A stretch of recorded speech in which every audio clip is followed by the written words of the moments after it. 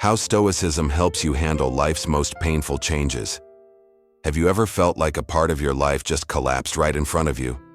That something once familiar, safe, and certain suddenly turned into silence, absence, or emptiness? Sometimes life doesn't ask permission to change, it simply changes. And when that happens, we find ourselves standing among the ruins of what used to be routine, connection, and plans, trying to figure out how to move forward. That's when suffering starts to speak louder. When love ends, when someone leaves, when friendships fall apart, when a chapter closes without warning. The world keeps spinning, but inside, something in us comes to a halt. And this is exactly where Stoicism steps in, not as a promise to erase the pain, but as a path to walk through it with clarity, strength, and dignity. The Stoics understood that life is made of impermanence. Epictetus taught that everything we love is merely borrowed from nature: people, places, roles, titles. Understanding this isn't coldness, it's maturity. Acceptance doesn't mean giving up. It means recognizing that resisting what has already changed only prolongs the pain. In this video, you'll find clarity and comfort. We're going to talk about the kinds of changes that truly shake us: divorces that break families apart, losses that leave empty chairs behind, children who move away, friendships that end without explanation, solitary new beginnings, dreams that never came true, and endings that offer no closure. But we'll also talk about rebuilding. Because even when everything collapses, there's still a part of you that remains. A part that can be nurtured, strengthened, and guided by Stoic principles. If you're facing a change that feels too big to handle, this video is here to hold you up. Stay with me until the end. You'll realize you don't have to return to who you were, because maybe what's emerging now is exactly who you were meant to become. Part 1. When love ends. Facing divorce with Stoic clarity. Few things shake our inner world like the end of a deep relationship, especially when it comes in the form of divorce. What once was us suddenly becomes me. The bed that once felt shared now feels too big. Plans dissolve. Paperwork replaces affection. The little rituals that once made up your day now echo with absence.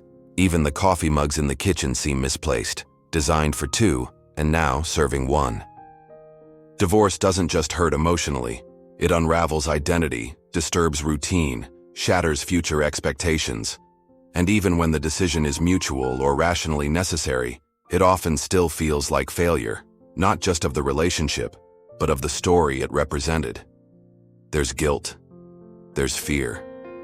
There's a silence that settles deep in your chest. And perhaps the hardest part is that life around you keeps moving, while inside, something in you is still frozen. This is where Stoicism becomes more than just theory. It becomes a lifeline. The Stoics taught that we must never place the source of our peace in anything outside our control.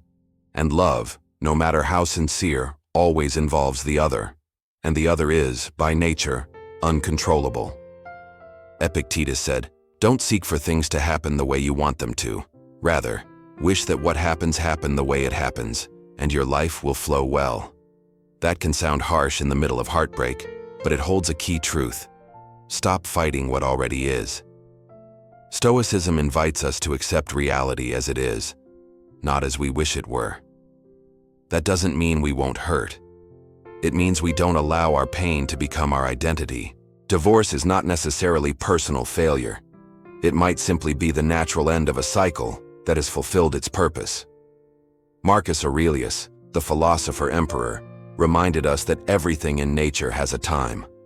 Flowers wilt, seasons change, and sometimes relationships reach their conclusion, not because they were bad, but because they stopped growing. Practicing presence, a deeply Stoic idea, is vital during transitions like this. The mind tends to replay old memories or invent painful future scenarios. But healing doesn't live in the past or future. It lives in now. In the way you breathe, move, speak, and show up for yourself in this very moment. Journaling, reflection, meaningful solitude. These are not just coping tools. They're seeds of transformation. You don't have to erase what you felt. Stoicism doesn't ask you to forget the story. It asks you to place it in the right chapter. the one that is already closed. The pain is valid, the loss is real, but the choice to rise from it belongs to you. There's no shortcut, but there is direction. There is reconstruction, and there is a new version of you waiting, not in spite of the pain, but through it. If love ended, let it not destroy you. Let it shape you. Part 2. The pain of unspoken goodbyes. Not every loss comes with a funeral. Some people disappear without dying. They don't leave with drama or declarations. They just slowly fade. A text that's never answered. A call that stops coming. A growing silence between two people who used to be inseparable. There's no final argument, no clear breaking point. Just space. Expanding. And with it, an ache that's hard to explain to anyone who hasn't lived it. This is the grief of unspoken goodbyes. When someone you cared about becomes a stranger without warning or reason. It might be a best friend who drifts away. A sibling who stops reaching out. A parent who withdraws emotionally. It's a pain that confuses, because there's no closure, no ending to process. Just the absence of what once felt solid. The human mind craves understanding. And when we don't get it, we tend to turn inward, asking, what did I do wrong? Did I miss something? Was I not enough? The imagination fills in the silence with guilt, shame, self-doubt. But here's what Stoicism reminds us. Other people's decisions, feelings, and paths are not within our control, and therefore, not our responsibility. Marcus Aurelius wrote, "You always own the option of having no opinion. There is never a need to get worked up or to trouble your soul about things you can't control." In other words, don't let what you don't understand destroy your inner peace. Some people leave not because you failed, but because they were on a path you could no longer walk with them. And even if you never get an explanation, your story doesn't end there. We don't need to demonize those who left, nor do we need to cling to the hope that they'll return. The Stoics teach us to meet reality exactly where it is, without drama, without illusion. That means acknowledging the pain, feeling the loss, but not becoming it. You are allowed to grieve someone who still walks the earth, and you're also allowed to move forward, even if you never get the closure you wanted. One of the greatest Stoic skills is the ability to let go of what no longer aligns with our present reality. That doesn't mean the connection was fake, it means it served its time. Some relationships come to teach, others come to accompany, and some, though precious, are not meant to last forever. It takes strength to live without answers, it takes maturity to release a bond without bitterness, and it takes wisdom to accept that the goodbye may never come, but the healing still can. You don't need permission to reclaim your peace. You don't need a conclusion to continue your life. If someone faded from your life, you're allowed to miss them, but you're also allowed to stop waiting. You deserve to move forward with clarity and dignity. And sometimes, the most powerful closure is the one you give yourself. Part 3. When children leave and the house feels empty, there's a kind of silence that hits differently. It's the silence that fills a home after the children leave, after the last bedroom is empty, after there are no more footsteps in the hallway, no laughter echoing from the kitchen, no daily interruptions that once felt endless but now feel sacred in memory. The routines that once centered around caregiving, preparing meals, asking about school, waiting for them to get home, vanish. And what's left behind is space. So much space. And in it, a question that many parents silently ask. Now who am I? This is the emotional weight of the so-called empty nest. A transition rarely talked about, yet deeply felt. One that challenges not only our daily structure, but also our sense of identity. For years, sometimes decades, your life revolved around raising, protecting, guiding. And now, you've fulfilled that mission. But no one prepares you for the grief that follows a job well done. The Stoics approach these transitions with humility and truth. Epictetus reminds us, never say about anything, "I have lost it," but rather, "I have given it back." This includes your role as a daily caregiver. Your children were never yours to keep. They were entrusted to you for a time. And just as they had to learn to walk away from your arms, you now must learn to release them, not in love, but in form. This kind of release isn't about detachment or coldness, it's about evolution. Stoicism teaches us that clinging to roles, people, or identities beyond their natural time causes suffering. Your role as a parent doesn't end, but it transforms. You are no longer the one they depend on daily, but you can become the one they look to with admiration. The one who continues to grow, not shrink, after they've left. Marcus Aurelius urged us to accept what life gives us now, not just what we once had. Instead of drowning in nostalgia, Stoicism asks us to find presence. What parts of you have been sleeping while you were busy raising others? What dreams have waited patiently while you served, supported, and sacrificed? The empty space your children leave behind can also be fertile ground for rediscovery, for reinvention, for personal rebirth. This is not about replacing them. It's about rebalancing yourself, because your identity is not only parent, you are also a person, a thinker, a builder, a creator. And yes, you're allowed to grieve, but you're also allowed to feel excitement for what's next. Letting your children go doesn't mean losing them. It means loving them in their freedom, supporting them with trust instead of control, and giving yourself the same permission to explore the unknown. When the house gets quiet, listen closely. You may find that the silence isn't loneliness. It's the beginning of your own voice calling you back home. Part 4. Life after death. Learning to live after losing someone you loved. Few things fracture our reality like the death of someone we love. It's not just their absence we feel. It's the unraveling of an entire world. A world where their voice still replied, their presence still comforted, their habits still filled space without effort. One day, those small details become sacred memories. And the hardest part is learning to exist in a world that no longer includes someone who was part of your heart. Grief doesn't follow logic.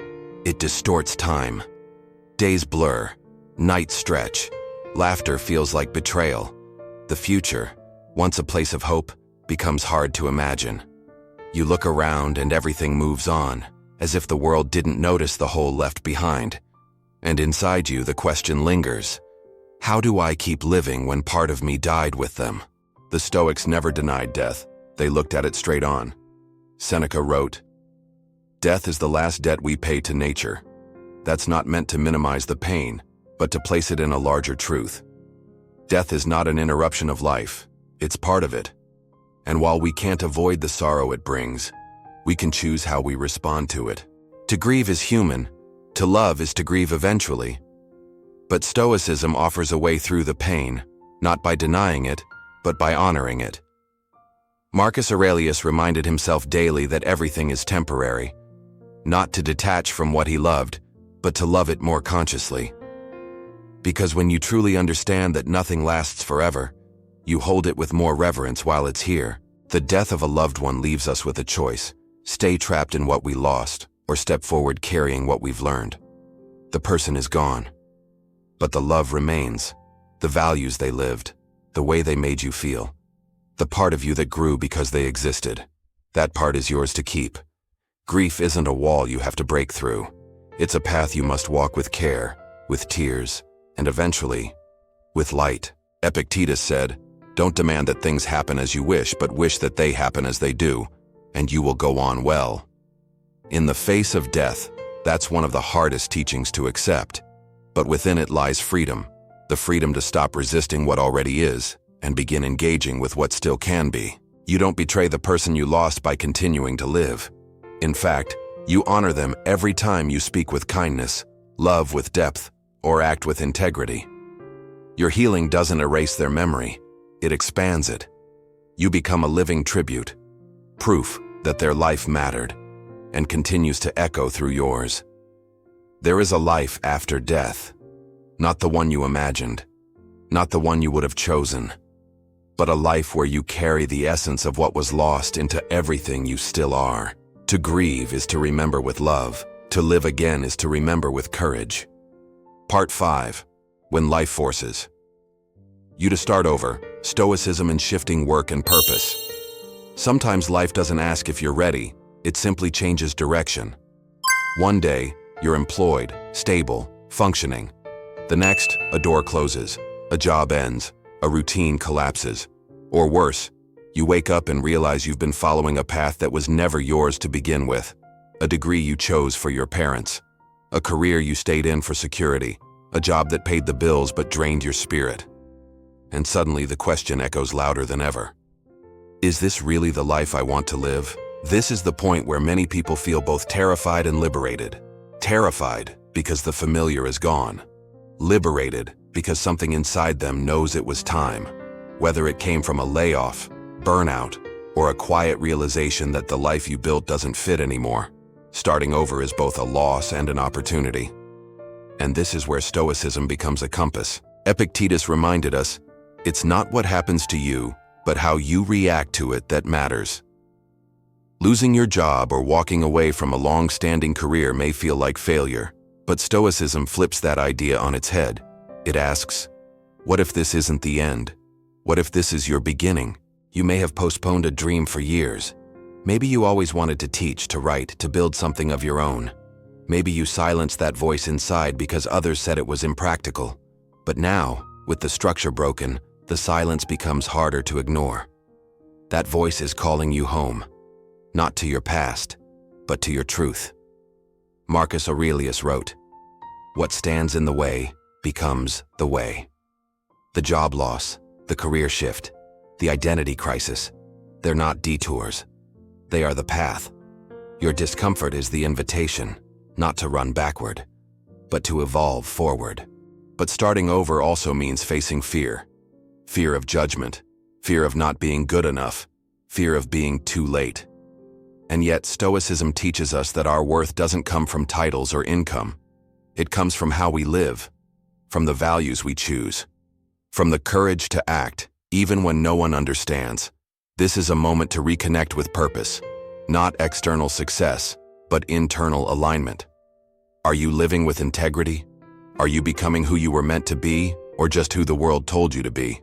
Now is the time to build not just a new career, but a new relationship with yourself. You don't need to prove anything to anyone. The world may not applaud your reinvention, but your soul will. You'll feel it in the quiet pride of knowing you chose courage over comfort. You didn't collapse when things fell apart. You stood up and started again, on your terms. The Stoics remind us that our control lies in our choices. So if life forced you to begin again, honor that chance. Not everyone gets one. This isn't just about work, it's about becoming. And the most important job you'll ever have is becoming who you truly are. Part 6. When your body changes and you no longer recognize yourself. You look in the mirror and something feels unfamiliar. The person staring back at you has changed. Maybe it's age, the lines deepening around your eyes, the skin softer, slower to recover. Maybe it's weight, gained or lost, but either way, different. Maybe it's illness, a diagnosis, a scar, a shift in how your body moves, looks, or responds. And while the change might be gradual or sudden, the feeling is the same. I don't recognize myself anymore. This kind of transformation often brings a quiet grief. Not because we're shallow, but because the body is how we move through the world. It's how we've been seen, how we've felt confident, how we've loved and been loved. And when it changes, we can feel like strangers inside our own skin. There's frustration, shame, sometimes even a sense of betrayal, as if the one thing we thought we had some control over has turned against us. But the Stoics offer a powerful lens through which to view this. The body is not who you are, it's where you are. Seneca reminds us, take care of your body as if you were going to live forever. Take care of your soul as if you were going to die tomorrow. That balance matters. Our body is a vessel, worthy of care but not the measure of our worth. Still, society doesn't make this easy. We're bombarded with images of ideal youth, perfect skin, sculpted strength.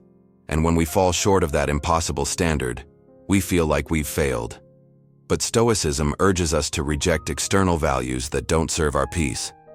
Marcus Aurelius wrote, "What is external to you cannot touch the soul." Your worth is not in your reflection, it's in your response. When your body changes, you're invited to meet yourself again, not as you were, but as you are. To listen, to nurture, to move from judgment to compassion. This isn't about giving up or letting go. It's about honoring the truth of where you are now and showing up with presence. Maybe you can't run like you used to. Maybe you move slower, lift less, rest more. But maybe you also feel more, appreciate more, love deeper. What the body loses in speed, it can gain in wisdom if we stop fighting reality and start respecting its message. This doesn't mean abandoning health. It means redefining it. What if health means living in alignment with your values, your energy, your needs, instead of chasing an image? What if strength isn't visible, but internal? The Stoics would say, that kind of strength never fades. If you're mourning the body you once had, that's okay. Grieve it. But don't stop there. Reconnect with the body you have now. Thank it for carrying you through. And remember, your presence, your kindness, your courage, they are still visible. They radiate beyond the skin. The body will continue to change. That is nature. But the soul, your reason, your virtue, your fire, that's yours to cultivate forever.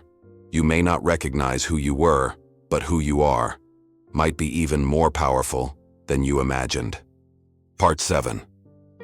The life you dreamed never happened. Now what? Some grief doesn't come from losing what we had, but from never living what we hoped for. The child that never came. The love that never lasted. The career that never took off. The version of you that seemed so possible, but never became real. And though no one sees it, that grief is heavy. Because it's not about what ended. It's about what never began. You look around and think, this wasn't the life I imagined. You did what was expected. You made the practical choices. You survived. But deep down, there's a quiet ache. A sense that something got lost in the process. Maybe a part of you. This is the mourning of unlived lives. And it's a silent pain, because we're taught not to speak of dreams that didn't come true. To be grateful for what we have. To stop wishing for more. But Stoicism doesn't shame that longing. It teaches us how to hold it with wisdom. Epictetus reminds us, it's not events themselves that disturb us, but our judgments about them. What hurts isn't just that the dream didn't happen. It's the belief that our life has less value because of it, that our time was wasted, that we failed. But what if none of that is true? What if your life, even with its detours, delays, and disappointments, has been preparing you for something deeper? Marcus Aurelius wrote, "The impediment to action advances action. What stands in the way becomes the way." The dream that didn't unfold may have opened space for growth you didn't expect. Resilience, clarity, empathy, depth. Stoicism doesn't ask us to give up on what we care about. It asks us to examine what we can control and to invest in what's real now. Maybe the exact life you imagined will never arrive, but that doesn't mean you can't create something meaningful from where you are. Maybe your dream needs to change shape. Maybe it's not too late, just different. Maybe the goal isn't to go back to who you were before the world interrupted your plans, but to become someone wiser, stronger, more grounded in purpose. You are not the sum of missed opportunities. You are the sum of what you choose to do next. And that next step can still be rooted in truth, in joy, in contribution. Stoicism offers no fantasies, but it offers freedom. Freedom from the illusion that your worth depends on external achievements. Freedom from the timeline the world handed you. Freedom to create meaning today with what you have and who you are, not in spite of what didn't happen, but because of it. So if the life you dreamed never happened, ask yourself, what can I still build? What kind of life is possible now? One that's not perfect, but real, honest, and yours. You don't need a perfect past to move forward. You need presence. You need intention. And you need the courage to stop mourning the life that never came, so you can begin fully living the one that still can. Part 8. The courage to move on without closure. Not every story ends with a clean goodbye. Sometimes, what we're left with is an unfinished sentence, a message never replied, a friendship that faded into silence, a love that disappeared without explanation. And in the space left behind, we wait. for understanding, for a reason, for something to make it make sense. This is one of the quietest forms of pain, when something ends but doesn't tell you why. You don't get the conversation, you don't get the apology, you don't get the chance to ask, what happened? And so you replay everything, trying to find the missing piece. But some answers never arrive. Some pages remain unwritten. And this, the Stoics would say, is part of life. Marcus Aurelius wrote, "You have power over your mind, not outside events. Realize this, and you will find strength." That includes having power over your thoughts when someone else leaves without a word. Power over your peace when closure doesn't come. Power over your future when the past refuses to explain itself.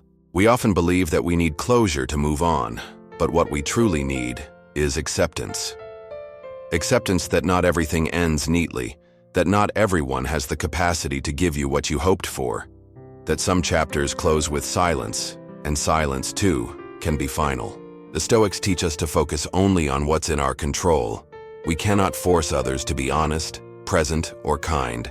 We cannot go back and rewrite the ending, but we can choose how we carry the experience forward, not by pretending it didn't hurt, but by refusing to let it keep hurting us forever.